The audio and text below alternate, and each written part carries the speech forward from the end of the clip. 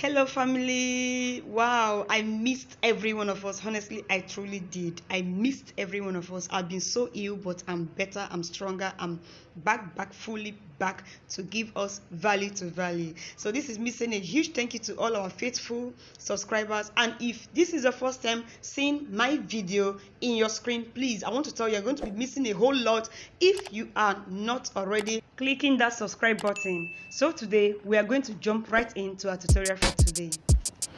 So this particular hat design, these are all the materials as I had earlier listed that we are going to be using for this beautiful hat design. Remember, you can always alternate your gum, either Uhu gum or your original shoemaker's gum. Let's get in. So the first thing on the list is to get your matching color of thread with the feather. Bend your feather, your wire feather. This is the wire feather. Bend it to any desired shape you want it to be. I just slightly bent mine. And then you can actually use thread to sew it immediately right onto your cap, okay? But for this particular one, I'm going to be using the Uhu gum, not the shoemaker gum because of stain. I'm going to be using the Uhu gum to gum it a little and then sew through with my matching color of thread, which has already been doubled before now. So view and learn. I have applied the gum and then placed the feather on it. Now I am going to sew through with my thread.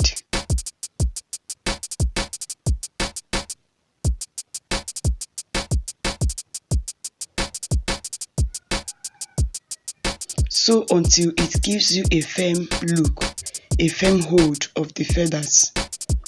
Don't just apply the gum and leave it like that. Please always try to sew through so that you'll be sure that your job is neatly done. And when you are sewing from this side of the hat, make sure you are sewing tiny stitches so that your work is neat. Whatever you are sewing, large stitches should be on top where the feather is, because that is where we are going to be covering.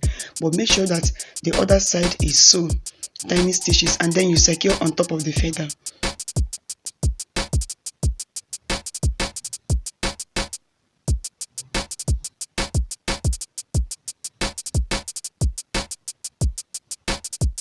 You cut off the excess thread, and that is that. You set aside. Get your 2 or 3 yards of crinoline for. Now note that our crinoline has thread. This is the 6 inches crinoline, okay? Note that our crinoline has thread at one side of the crinoline. So what you do is to pull it out. Pull out that particular thread gently. Okay, you pull back the crinoline and you draw the net out, the rope out, okay? This is the thread we are going to be using to sew through the crinoline itself. So I have my thread from the crinoline, which I have already passed through the needle. Of course, I doubled it. I'm going to be using the other thread which I used for the feathers, okay? I'm going to be using it now to secure the ends of the crinoline. Please note how I folded it together. Okay, now I'm going to use my thread. I'm going to be using my thread to firmly secure the edge of this crinoline. This is so as to stop it from losing after we may have been done with our work.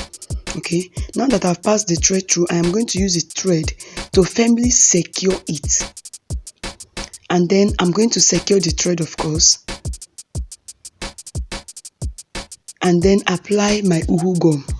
Okay, I use Uhu gum for this because it is more sticky. No, apply the Uhu gum, apply it, and then use your fingers to roll on it, okay, to hold it together until the Uhu gum dries and it gives you a pointed end.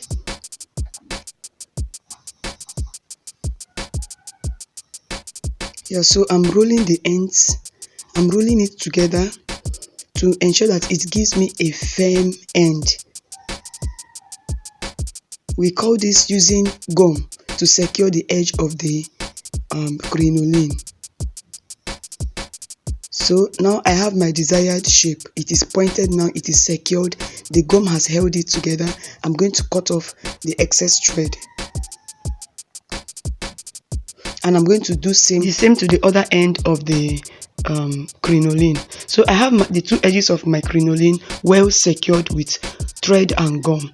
Now I'm going to be using the thread which I got from the crinoline before now, and I've already doubled and set aside. I'm going to be passing it from the point of this place where I applied gum. Okay, that is how to hold your thread firmly to your crinoline. Don't pass it on the ordinary this thing. Apply it from that point where we secured the crinoline with gum so that your thread can hold. And I'm going to be passing it on a running stitch through my crinoline from one end to the other. After that, I'm going to pull them together to give me the desired effect. So I'm going to be running this doing this running stitch till I get to the end of the crinoline. So now I have come to the end of the crinoline, the running stitch on the crinoline. Please just note how I am going to be securing the edge.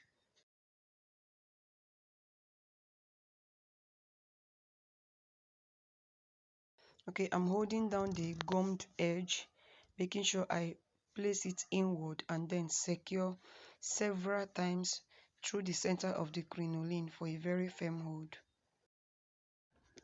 So right now I am done with the tacking and it is time for me to place it on the heart. So I'll be placing it at the base of our wire feathers, okay?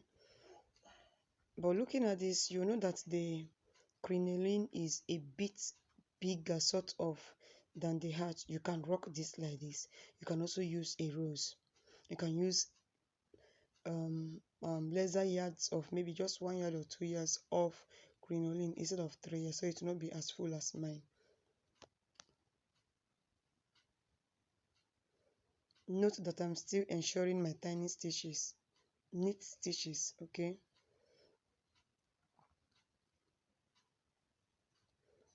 Now this is the time for us to add our brooch.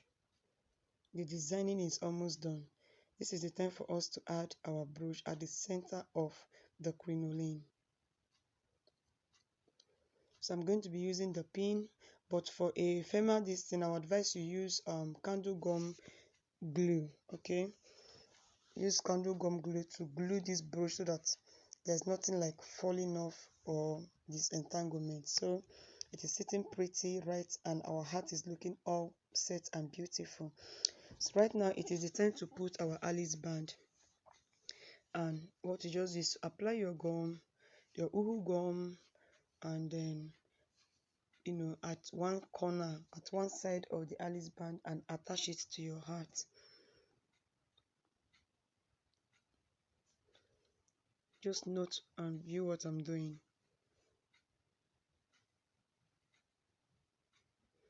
I'm allowing to dry a bit so that once I stick it, it's gonna be holding. Always remember to hold firmly until the Alice band has actually attached to your heart. And this is the heart we designed. Don't you love it? So beautiful. Now let me tell you, both the crinoline and the rose version, they are all beautiful. You see that? All you just have to do is to use gum and hold your rose, and you are good to go. Very beautiful and very nice, trendy to rock. If you're yet to hit the subscribe button, please kindly do so, as that will encourage me to keep bringing more value to your screen. Thank you and bye.